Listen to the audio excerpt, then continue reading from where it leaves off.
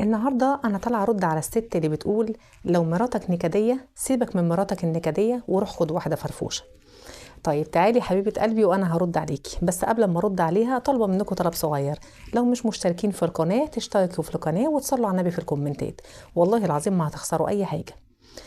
طيب انا هرد على الست دي دلوقتي. بصي يا حبيبه قلبي، انا اضمن لك لو الست دي شبهك هتكون ضحكتها من هنا لهنا 24 ساعه.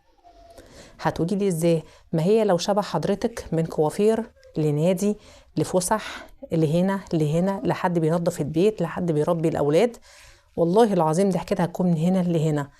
الست بتكشر، الست بتكون كشرية من الهم اللي عندها، ما اسمهاش نكدية، اسمها عندها هم فقاعدة مكشرة. فأنا مش عايزاكي تحكمي على حد من غير ما تكوني عارفة ظروفه. ما تطلعيش تقولي للرجالة سيبك من النكدية وروح خد واحدة فرفوشة.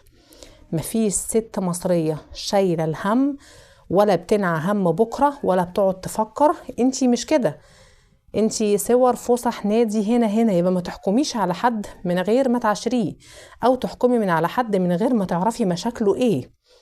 فما تحكميش على الست اذا كانت نكديه ولا لا غير لما تعرفي ظروفها الاول.